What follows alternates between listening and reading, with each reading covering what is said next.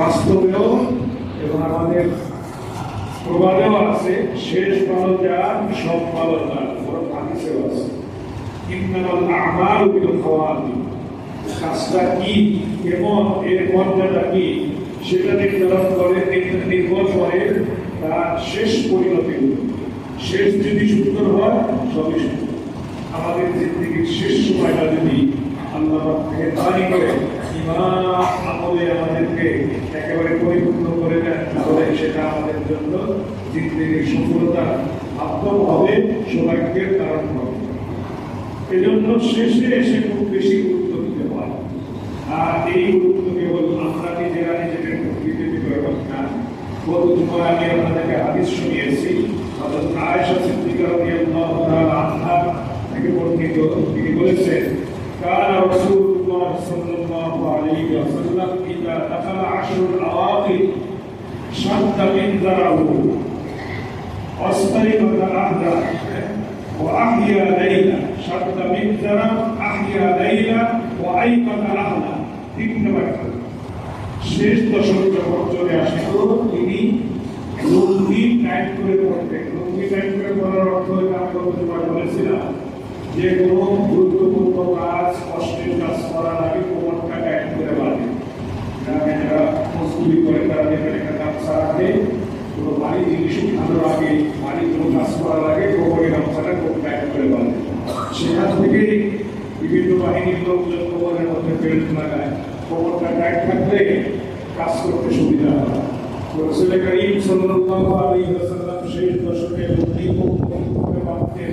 তার অর্থ হলো নিজেকে মেহনতের জন্য, পরিশ্রমের জন্য প্রস্তুত করা।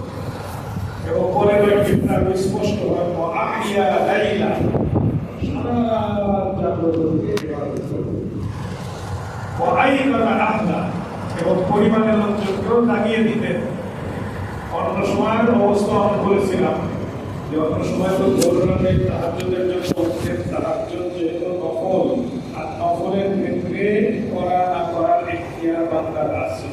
যদি বান্দা নফল আমল করে তাহলে অনেক সওয়াবের অধিকারী হবে, কিন্তু যদি সে সারা জিন্দেগিতে কোনো নফল না করে, না করার কারণে সে কোনো গুনাহগার হবে না। আল্লাহ রাব্বুল আলামিন আমাদের ইবাদতকে খুব গুরুত্ব দেন।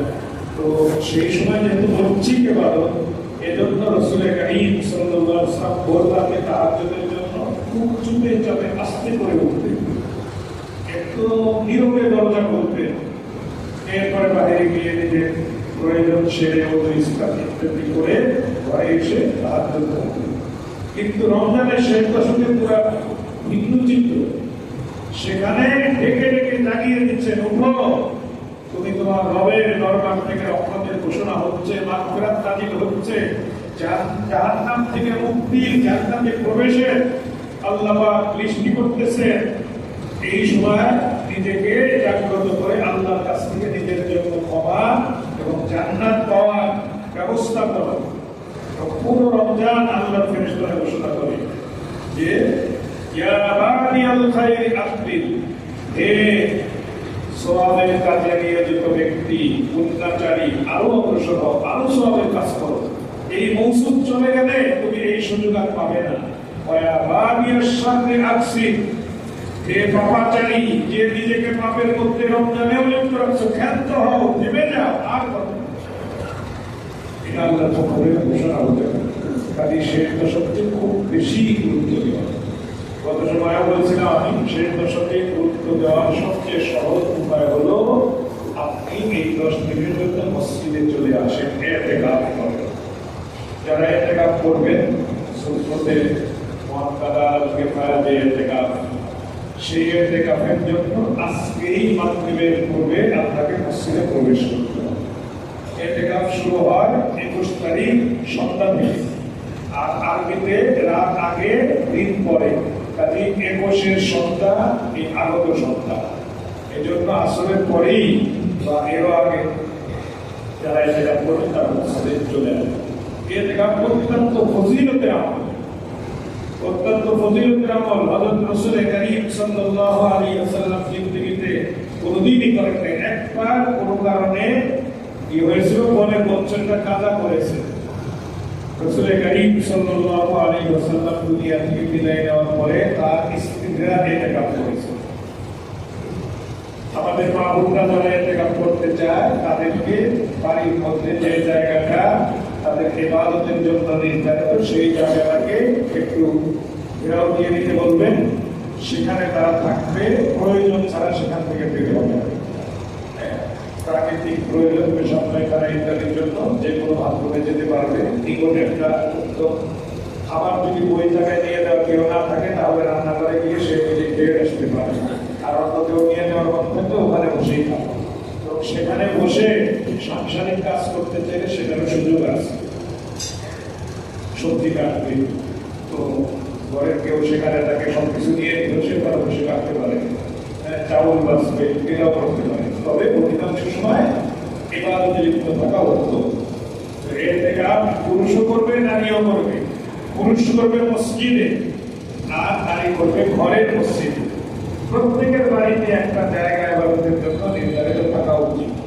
কিন্তু আমরা হতভাগা, আমাদের বাড়িতে রহমতকে আটকে দেয় সেই ধরনের ছবি ঝোলানোর জায়গা থাকে এবং সব ধরনের নোংরামি বদমাশি যে বাক্স দিয়ে বের হয়, এখন তার বাক্সটা পুরো ওয়াল জুড়ে।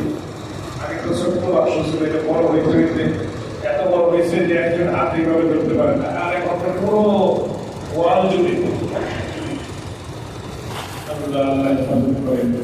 এই সমস্ত জিনিসের পিছনে পড়ে আমরা যেন আমাদের আধ্যাত্মিক অবদান বলছিলাম, মুসলমানের ঘরে একটা জায়গা ইবাদতের জন্য নির্ধারিত।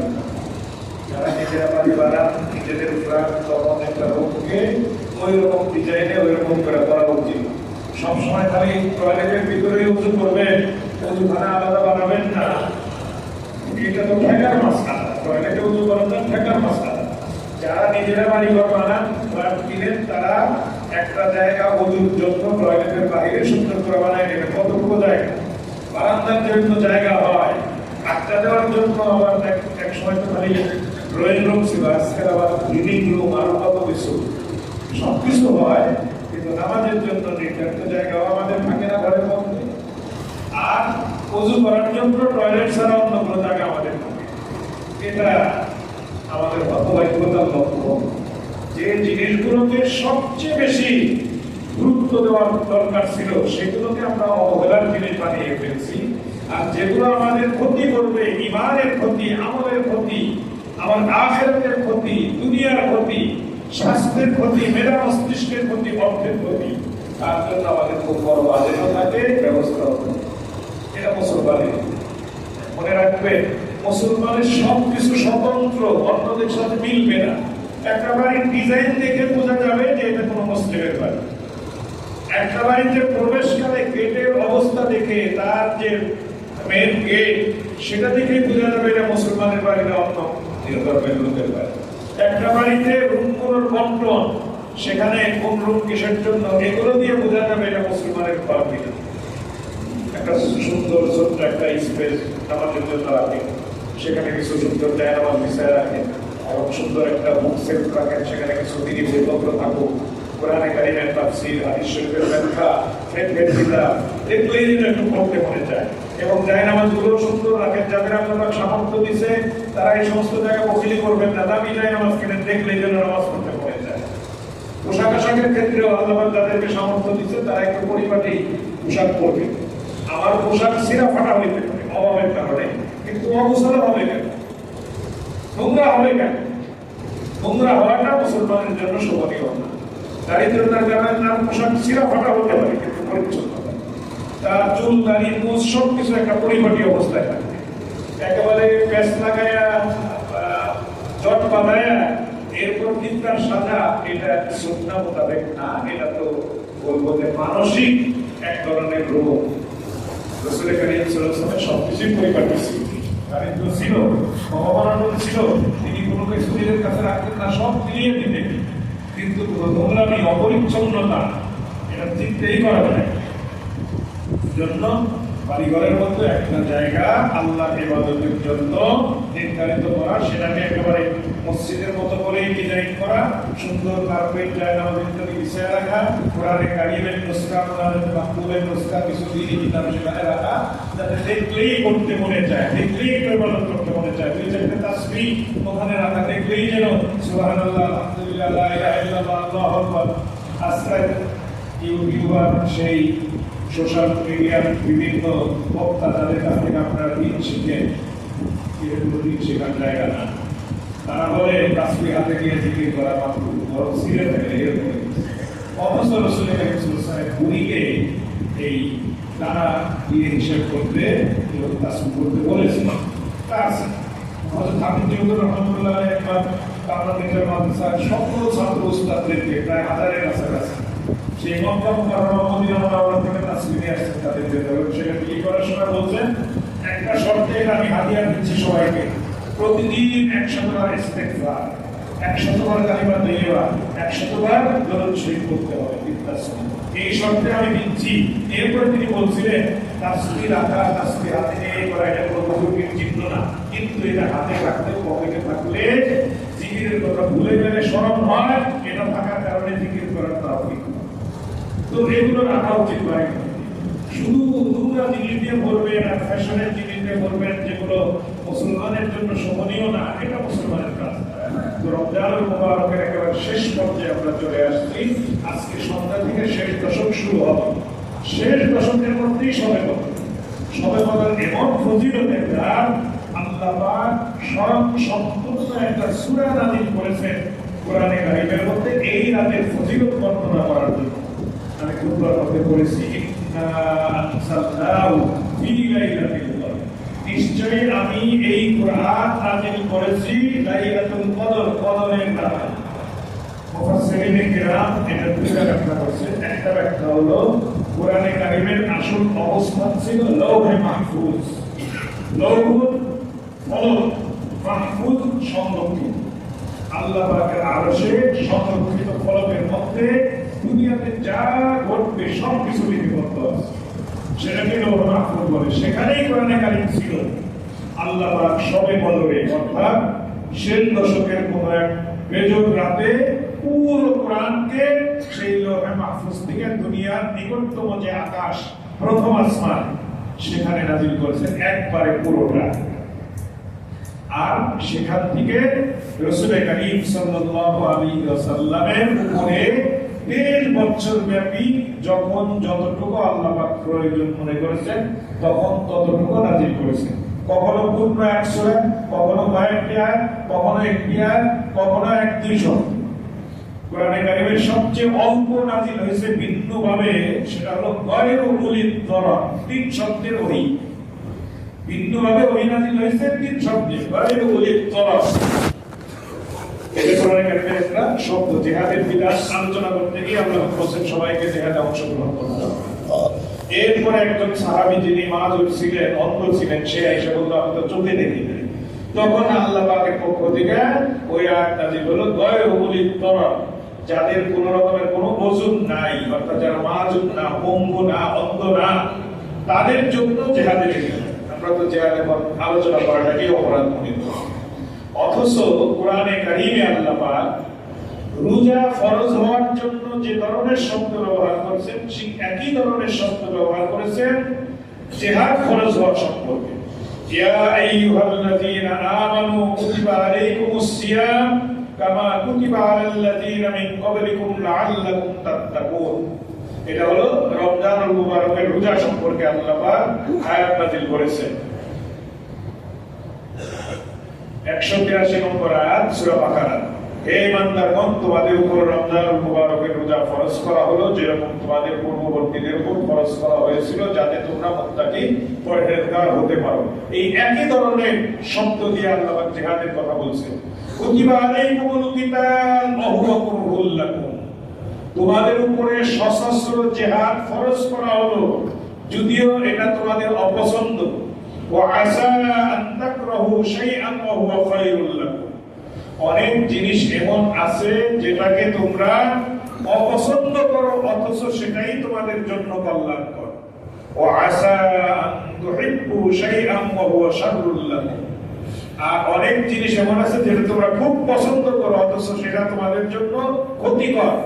আল্লাহু ইয়ালামু ওয়া আনতুম লা তা'লামুন। কোনটা কল্যাণকর কোনটা ক্ষতিকর এটা আল্লাহ পাকই ভালো জানেন, তোমরা জানো না। কুতিবা আলাইকুমুল কিতাব কুতিবা আলাইকুমুস সিয়াম, একই শব্দ। তো রোজার ফরজকে কেউ অস্বীকার করলে যেমন কাফের হয়ে যায়, জিহাদের ফরজকে অস্বীকার করলেও সে কাফের হয়ে যায়। বিবাহিত হলে স্বয়ংক্রিয়ভাবে স্ত্রীর তালাক প্রাপ্ত হয়ে যাবে। এরপরে যদি শরীয়তকে ধোঁকা দিয়ে, সমাজকে ধোঁকা দিয়ে এই স্বামী স্ত্রী একসাথে থাকে, এরপরে যা প্রোডাকশন হবে সেগুলোকে, শব্দটা খারাপ না কিন্তু আমাদের দেশে গালি হিসেবে ব্যবহার হয়, ফার্সি শব্দ হারাম জাদা, হারাম ভাবে যার জন্ম হয়েছে। হালাল আর হারাম, হালাল জাদা সৎ সন্তান যাদের বৈবাহিক সম্পর্কের মাধ্যমে স্বামী স্ত্রীর মিলনের মাধ্যমে যে সন্তান লাভ হয়েছে, আর হারাম জাদা হারাম সন্তান হারাম ভাবে যে উৎপাদন হয়েছে। বিবাহ বহির্ভূত মিলামিশার দ্বারা যে সন্তান জন্ম লাভ করে সেই সন্তানকে হারামজাদা বলা হয়। তো এই তালাক হয়ে যাওয়ার পরেও যদি তারা একত্রে থাকে, সন্তান হয়, তারা এই দ্বিতীয় প্রকারেরই হবে। অথচ আমাদের দেশে এখন বিশেষ করে সারা মুসলিম দুনিয়াতে আরো অথর্ব, দুনিয়া নবী, ক্ষমতা লিপ্সু, এই বেহায়া বেগাইরত মুসলিমগুলোই ক্ষমতা দখল করে আছে। যদি সত্যিকারের ইমানের উত্তাপে উজ্জীবিত, ইমানের শক্তিতে বলিয়ান এরকম মুসলিম শাসন ক্ষমতায় থাকতো, তাহলে ফিলিস্তিনের দিকে চোখ তুলে তাকানোর সাহস কারো হতো।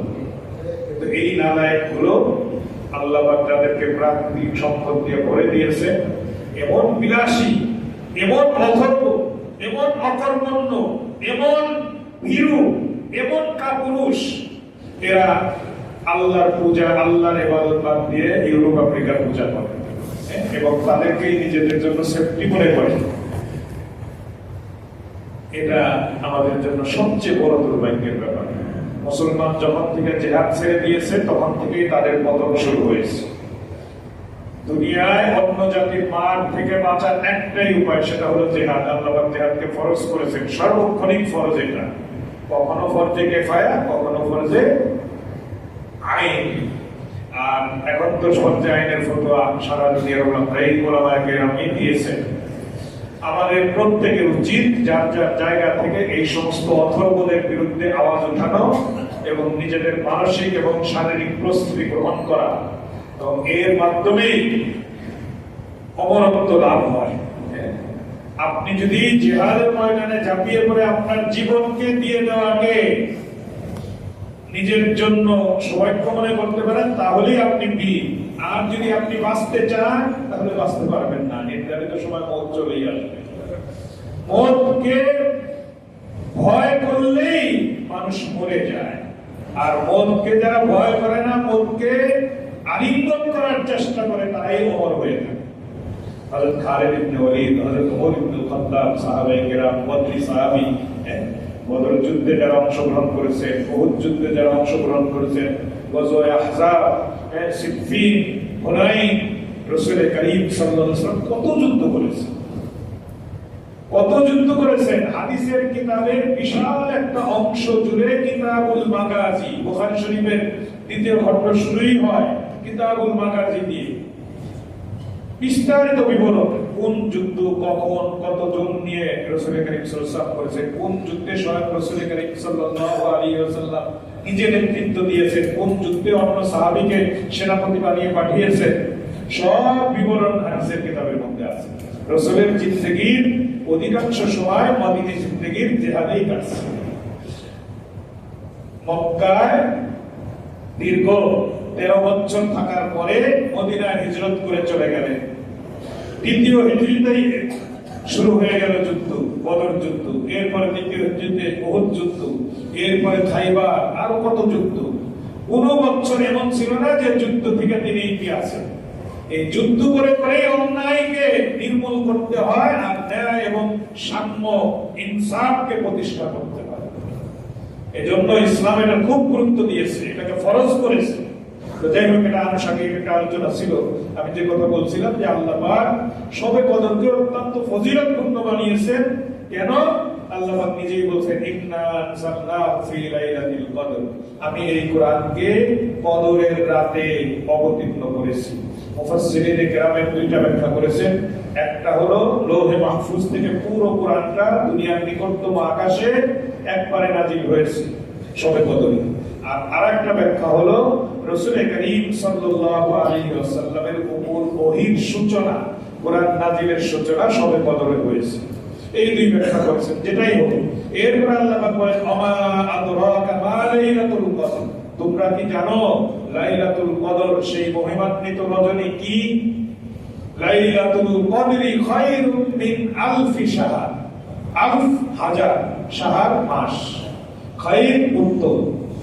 এক রাত যেটা লাইলাতুল কদর, সেই রাতটা একটা রাতের ইবাদত হাজার মাসের চেয়েও উত্তম।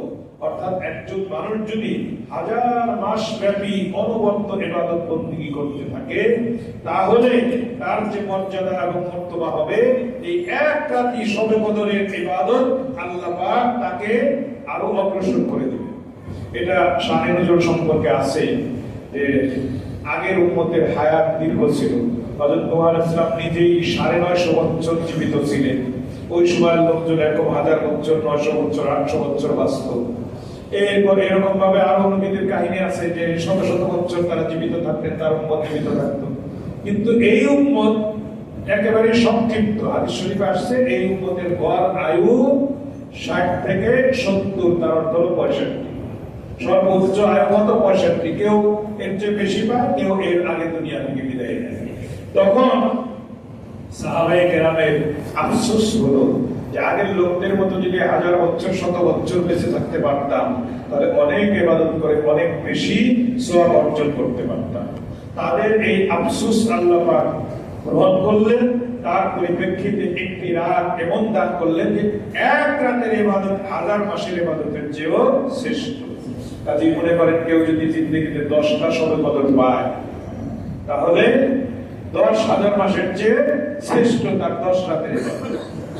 আর যদি ৬০-৬৫ বছর বয়সের মানুষ ২০ বছর থেকে ইবাদত বন্দেগী শুরু করছে, ৪০ বছর পায়, এর কত? এজন্য শবে কদরের অনুসন্ধান করা। তাহাররু লাইলাতুল কদর, তোমরা লাইলাতুল কদরের অনুসন্ধান করো। ফিল আশরিল আওয়াখির মিন রমজান, রমজানের শেষ দশকে। ফিল বিদ্রিল ফি আশরিল আওয়াখির, ফিল বিদ্রি মিন আশরিল আওয়াখির মিন রমজান, বেজোর রাত, শেষ দশকের বেজোর রাত। সামনে যে রাত আসতেছে, আজকের যে রাত সামনে আসছে, সেটা বেজোর রাত, কারণ ২১ রোজার রাত। এরপরে আগামী দিনের পরে, আগামীকালের পরের দিন, পরশুদিন যে রাত আসবে, সেটা ২৩ তারিখের রাত। এরপরে ২৫-এর রাত, এরপরে ২৭-এর রাত, এরপরে ২৯-এর রাত। এই ২১, ২৩, ২৫, ২৭, ২৯, ৫টি রাত এই দশকে আছে। এই রাতগুলো অত্যন্ত গুরুত্বপূর্ণ। এই রাতের সৌভাগ্য লাভ করার জন্য সবচেয়ে সহজ উপায় হলো আপনি আজকেই বিছানাপত্র নিয়ে মসজিদে চলে আসেন, এই ১০ দিনে ফায়দা কি হবে? মুতাকিফ যদি ঘুমিয়েও থাকে, ফেরেশতারা তার নামে ইবাদতের সওয়াব দেন। আপনি এই বেজোর রাতগুলো যদি ইতিকাফের নিয়তে মসজিদে কাটাইতে পারেন, আপনি যদি ১৩ না পান, ২-৪ রাকাত নফল পড়তে নাও পারেন, তবু শবে কদরের ফজিলত আপনি পেয়ে যাবেন। তো ইতিকাফের সবচেয়ে বড় ফায়দা হলো এই শবে কদর লাভ। আরেকটা হলো ইতিকাফ বাহ্যিকভাবে একটা আল্লাহর প্রতি আসক্তির প্রকাশ ঘটায়। আর যে যত নিজের আসক্তি আল্লাহর প্রতি প্রকাশ ঘটাইতে পারবে, আল্লাহর প্রতি টান এবং ভালোবাসার প্রকাশ ঘটাইতে পারবে, সে তত আল্লাহর প্রিয় হবে। যে আল্লাহ, তোমার জন্য না খেয়ে থেকেছি, তোমার জন্যই রাত্রিতে জাগ্রত থেকে দীর্ঘক্ষণ তারাবি পড়েছি, যাদেরকে আল্লাহ পাক তৌফিক দিয়েছেন তাহাজ্জুদ পড়েছেন, অন্যান্য ইবাদত করেছি। আল্লাহ, শেষ দশক, রমজান চলে যাচ্ছে, এখন আমি তোমার দরবারে চলে আসছি, একেবারে এখানেই আমি পড়ে থাকবো, তুমি যদি ক্ষমা না করো আমি অন্য কোথাও যাবো না। আল্লাহর দরবারে নাফরমান হয়ে পড়ে থাকা, আশা করা যায় আল্লাহ পাক এটাকে কবুল করে ক্ষমা করে দিবেন। কাজেই যাদের কোনো ঝামেলা নাই, সবাই ইতিকাফ করবে। ইতিকাফে আমাদের দেশে অনেক মসজিদে লোক খুঁজে পাওয়া যায় না। আজীব আশ্চর্য, আমরা করাচিতে দেখছি যে ইতিকাফে মসজিদে জায়গা হয় না, মসজিদের বাহিরের মাঠের মধ্যে তাঁবু টানাইতে হয়, এত লোক মসজিদে জায়গা হচ্ছে না। আর আমাদের এখানে কোন কোন মসজিদে শুনছি লোক ভাড়া করে এনে ইতিকাফ করে। মহল্লা এত বেহুদা লোকজন, একজন মানুষ পাওয়া গেল না যে ইতিকাফ করবে। আর মাসলা হলো মসজিদে যদি একজনও ইতিকাফে না বসে তাহলে সবাই এর দায় বহন করবে। তাই দায় মুক্ত হওয়ার জন্য একজন ল্যাংড়া, লুলা, অন্ধ, অধীর, ফকির, মিস্ত্রি এরকম একজনের তৈরি, হ্যাঁ তুমি 10 দিন আমাদের মসজিদে ঘুমাবার খাওয়ানো দেবো, টাকাও দেবো, নাউজুবিল্লাহ, ইবাদতের জন্য লোক ভাড়া করে নিয়ে আসে। এত বেহুদা হয়ে গেছি আমরা। উচিত তো সবাই দশকে একেবারে সবকিছু ছেড়ে মসজিদে পড়ে থাকা। কি আসবে দুনিয়ার এই ব্যবসা বাণিজ্য দিয়ে? কি হবে টাকা কারি কারি টাকা দিয়ে? কি হবে বাড়ি গাড়ি বানিয়ে? যদি আবার আখিরাতে আবাদ না হয়, আখিরাতের সঞ্চয় যদি আমার শূন্য হয়, তাহলে দুনিয়ার ব্যাংক ব্যালেন্স দিয়ে আমি কারি কারি টাকা দিয়ে কি করব? ইয়াউমা লা ইয়ানফাউ মালুন ওয়ালা বানুন ইল্লা মান আতাল্লাহ বিকলবিন সালিম। সম্পদ সন্তান কোনো কাজে আসবে না সেদিন, কেবল একেবারে পরিশুদ্ধ আত্মা নিয়ে যে উপস্থিত হবে সেই আল্লাহর কাছ থেকে ক্ষমা পাবে। আল্লাহ কতভাবে বলছে, ইয়া আইয়ুহাল্লাযীনা আমানু আনফিকু, হে লোক সকল, আমি তোমাদেরকে যা দিয়েছি সেটা তোমরা খরচ করো। আনফিকু মিম্মা রাযাকনাকুম মিন ক্বাবলি আন ইয়াতিয়া ইয়াউমুন লা বাইউন ফীহি ওয়ালা খুল্লাতুন ওয়ালা শাফাআ। যেদিন ক্রয় বিক্রয় চলবে না, বিজনেস চলবে না, বন্ধুত্ব কাজে আসবে না, কেউ কারোর জন্য সুপারিশ করতে পারবে না, কেবল ঈমান এবং নেক আমল কাজে আসবে। কাজেই ভাই এখনই সময়, তো যাদের কোনো ঝামেলা নেই ইতিকাফে বসে যাবেন, সন্ধ্যার আগেই আজকে চলে আসবেন, 10 দিন ইতিকাফ করে ঈদের চাঁদ ওঠার পরে বাসায় যাবেন। আর যাদের এই সৌভাগ্য না হয় তারা কমপক্ষে নফল ইতিকাফ যখন সুযোগ পাওয়া যায় কমপক্ষে 3 দিন নফল ইতিকাফ করেন। সবচেয়ে তো ভালো নফল ইতিকাফ যারা করবেন 5 দিন, 21 যেমন আজকের রাতটা, এরপর 23-এর রাত, 25-এর রাত, 27-এর রাত, 29-এর রাত, এই 5টা রাত কাটান ইতিকাফের নিয়তে। দিনে আপনি কাজ করবার পরে নিজেকে সৌভাগ্যর হাত থেকে দূরে রাখবেন না, দুনিয়ার খামাখাই দিয়ে অজুহাত দিয়ে পিছে পড়ে থাকবেন না। এগুলো কোনো কাজে আসবে না। আপনার জায়গা জমি সম্পদ সব করে থাকবে অন্যে, এগুলো ভোগ করবে। আপনার চক্ষু বন্ধ হওয়ার আগেই আপনার মালিকানা ট্রান্সফার হয়ে যাবে। মৃত্যু যাতনা যখন শুরু হয়ে যায় তখন ওসিয়ত করলেও এই ওসিয়ত কার্যকরী হয় না। মৃত্যু যাতনার আগেই ওসিয়ত করতে হয়, দান সৎকার করতে হয়। এজন্য নিজের ফিকির নিজে করতে হবে। আপনার ছেলে মেয়ে যদি নেককার হয় তাহলে আপনার কিছু কাজে আসবে, তারা যদি বদকার হয়, আপনার রেখে দেওয়া সম্পদ দিয়ে যদি তার পাপাচারে লিপ্ত হয়, সেটা আপনার জন্য আরো অবাক হবে, আপনার জন্য আরো অভিশাপের কারণ হবে। জন্য এই বিষয়টা খেয়াল রাখা। আল্লাহ পাক বলেন যে লাইলাতুল কদর খায়রুম মিন আলফি শাহর, কদর সে তো 1000 মাসের চেয়ে শ্রেষ্ঠ। তানাজ্জালুল মালাইকাতু ওয়ার রূহু ফিহা বিইذনি রাব্বিহিম মিন কুল্লি আমর। এই রাতে ফেরেশতা এবং রূহ, রূহ বলতে রূহুল আমিন হযরত জিবরাইলকে বোঝানো হয়েছে। যে ফেরেশতা এবং ফেরেশতাদের সর্দার হযরত জিবরাইল দুনিয়াতে নেমে আসে মিন কুল্লি আমর, সব বিষয়, অর্থাৎ 1 বছর আগামীতে কি হবে সেই বিষয়টা আল্লাহ পাক ফেরেশতাদের কাছে ন্যস্ত করে, যাতে তারা যখন যেখানে যে অ্যাকশন নেওয়া দরকার, কাজ করা দরকার, আগের বছর সেটা করতে পারে। সালাম, সারা রাত আল্লাহর পক্ষ থেকে শান্তি, রহমত, বরকত বর্ষিত হয়। ইয়া হাত্তা মাতলাইল ফাজর, সুবহে সাদেক পর্যন্ত। সুবহে সাদেকের আগ পর্যন্ত, সূর্যাস্তের থেকে নিয়ে ফজরের ওয়াক্ত হওয়ার আগ পর্যন্ত, সেহরির সময় শেষ হওয়ার আগ পর্যন্ত আল্লাহর পক্ষ থেকে ব্যাপক রহমত, শান্তি বর্ষিত হতে থাকে। কাজেই এই রাতে সারা রাত্রি জাগ্রত থেকে ইবাদত করা, নিজের জন্য ক্ষমা প্রার্থনা করা, নিজের আত্মীয় স্বজন, পরিবার পরিজন এবং সারা দুনিয়ার মুসলিম এবং সারা দুনিয়ার মানুষের জন্য কল্যাণ কামনা করা, এটাই হলো শবে কদরে আমাদের সবচেয়ে বড় কাজ। হযরত আয়েশা সিদ্দিকা রাদিয়াল্লাহু তাআলা একটা প্রশ্ন করে আমাদের জন্য খুব আসান করে দিয়েছেন। হযরত রাসূল কারীম সাল্লাল্লাহু আলাইহি ওয়াসাল্লামকে তিনি জিজ্ঞাসা করেছিলেন, ইয়া রাসূলুল্লাহ, আমি যদি শবে কদর পেয়ে যাই তাহলে কি দোয়া করব? আর আয়েশা রাদিয়াল্লাহু তাআলা আনহা قالت قلت يا رسول الله, হযরত আয়েশা বলেন আমি বললাম হে আল্লাহর রাসূল, আরাআইতা ইন আলিমতু আইয়া লাইলাতিন লাইলাতুল কদর, আপনি আমাকে কি করতে বলেন আমি যদি কোনোভাবে জানতে পারি কোন রাতটা শবে কদর, সেই রাতটা যদি আমি জানতে পারি, চিহ্নিত করতে পারি, তাহলে আমি কি করব? সেই রাতে কি বলবো? মা আকুলু ফিহা, সেই রাতে আমি কি দোয়া করব? বল, হযরত রাসূল কারীম সাল্লাল্লাহু আলাইহি ওয়াসাল্লাম বললেন, কুলি, তুমি বলবে আল্লাহুম্মা ইন্নাকা আফুউন তুহিব্বুল আফওয়া ফাআফু আন্নী। আপনারাও বলেন আল্লাহুম্মা ইন্নাকা আফুউন তুহিব্বুল আফওয়া ফাআফু আন্নী। দোয়ার ক্ষেত্রে যেখানে এক বচন সেখানে এক বচনই উত্তম, তবে বহু বচন ব্যবহার করারও সুযোগ আছে। কেউ কেউ বহু বচন ব্যবহার করাকেই উত্তম করেছে। এজন্য এই ফাআফু আন্নির জায়গায় ফাআফু আন্না এটাও করা যাবে। আন্না আমাদের সবাইকে ক্ষমা করে দিন, আন্নি আমাকে ক্ষমা করুন। তো আল্লাহর কাছে দোয়াটা যত ব্যাপক হবে এই ব্যক্তির সওয়াব তত বেশি হবে। এজন্য এই দোয়াই শবে কদরে পড়তে থাকে, আল্লাহুম্মা ইন্নাকা আফুউন তুহিব্বুল আফওয়া ফাআফু আন্নী। আর বহু বছরে বললে ফাআফু আন্না। হযরত আয়েশা সিদ্দিকা রাদিয়াল্লাহু তাআলা আনহাকে রাসূল কারীম সাল্লাল্লাহু আলাইহি ওয়াসাল্লাম এই দোয়া শিখিয়ে দিয়েছেন। এছাড়া আর কি ইবাদত? যত নফল নামাজ পড়া যায় পড়বেন, তিলাওয়াত করবেন, জিকির করবেন, আল্লাহ পাকের কাছে দোয়া করা। রমজানের একটা অপূর্ব আমল দোয়া। গত জুমায় বলছিলাম, আমাকে আমার এক আত্মীয়া ৬০ বয়সে অস্ট্রেলিয়া থেকে ফোন করে তার দুঃখের অনেক কথা শোনাইলেন। এরপর বললেন কি করবো? আমি বললাম যে আপনি আপনার সব অভাব অভিযোগ সবসময় আল্লাহর কাছে আগে বলবেন, এরপরে আল্লাহর কোনো খাস বান্দাকে দোয়ার জন্য বলতে পারেন। কিন্তু এমন যেন না হয় মানুষকে আগে বললেন আল্লাহকে পরে বললেন। যে পরিস্থিতি হোক না কেন আপনি আল্লাহর সাথে কথা বলাটাকে নিজের অভ্যাস বানান।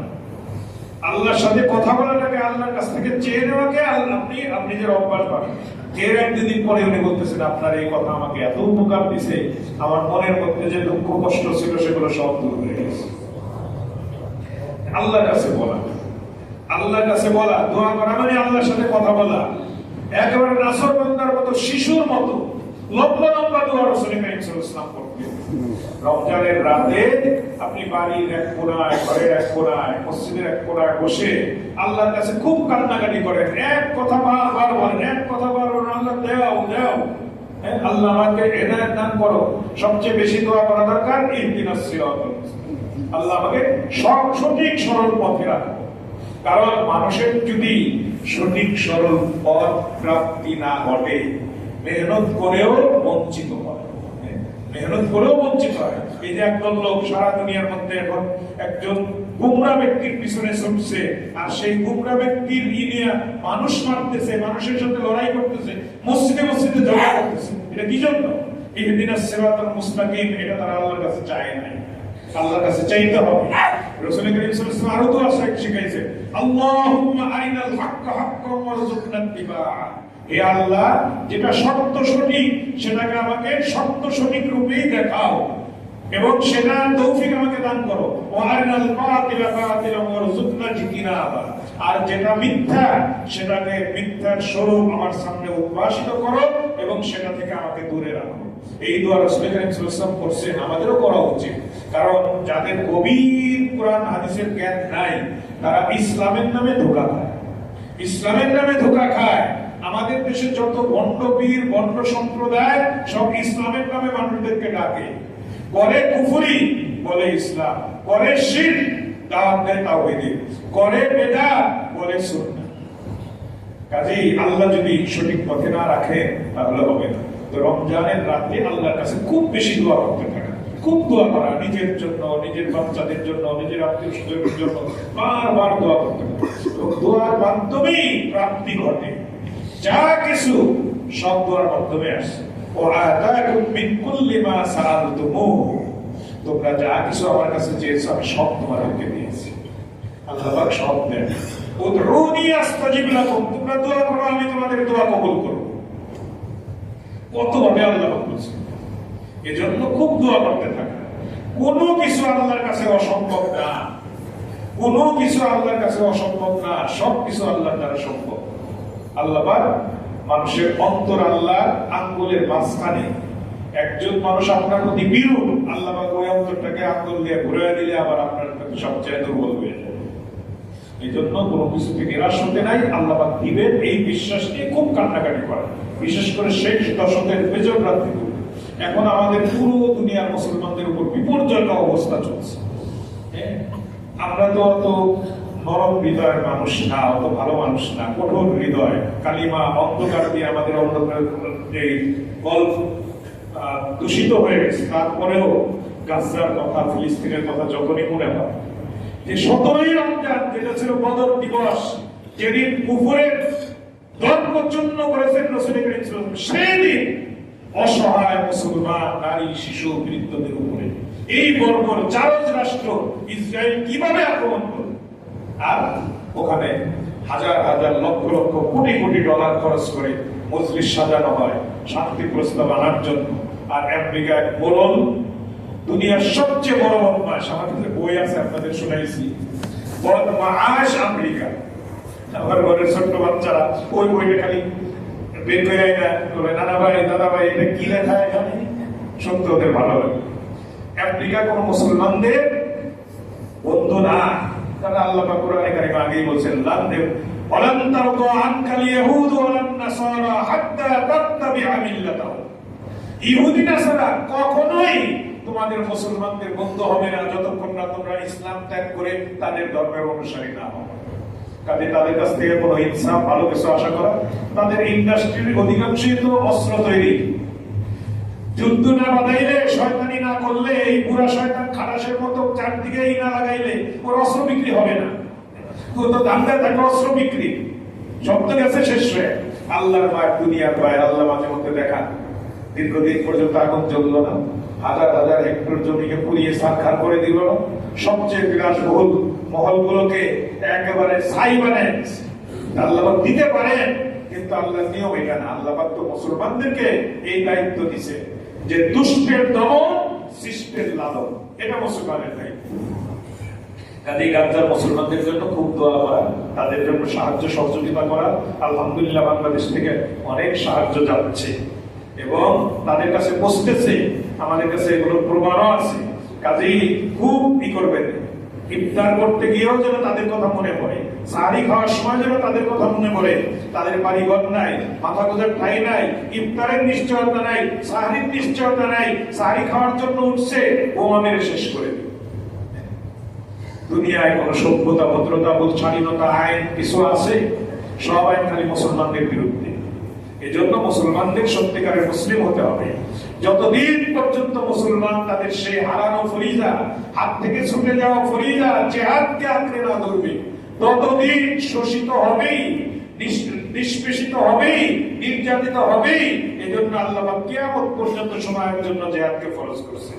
আল জিহাদু মাযিন ইলা ইয়াউমিল কিয়ামা। রাসূল করিম সাল্লাল্লাহু আলাইহি ওয়াসাল্লাম কতভাবে জিহাদের কথা বলেছেন, কতভাবে বলেছেন, নিজে জিহাদ করেছেনই করেছেন। সন্ত্রাসের নাম জিহাদ না, এটা তো পশ্চিমা শয়তানরা তাদের সন্ত্রাসী কর্মকাণ্ডের বিরুদ্ধে যদি মুসলমানরা আবার জিহাদ করে তাদেরকে সাইজ করে, এই ভয়ে জিহাদ ফোবিয়া, জিহাদের বিরুদ্ধে জিহাদ এবং কেতালকে বিকৃত করে উপস্থাপন করছে। এবং তাদের সৃষ্ট যে সমস্ত দুর্ঘটনা বিভিন্ন জায়গায় ঘটছে, শরীয়ত এবং ইসলামের আইনকে ফলো করা হয় নাই, সেগুলো তো তারাই ঘটেছে। দুনিয়ায় নাটক তো অনেক হয়, বলে না নিজের নাক কেটে অন্যের যাত্রা বন্ধ করা, এগুলোই করে। মনে রাখবেন, যতদিন পর্যন্ত জিহাদি জজবা আমাদের মধ্যে না আসবে, ততদিন পর্যন্ত আমাদের বাইতুল মুকাদ্দাস মুক্ত হবে না।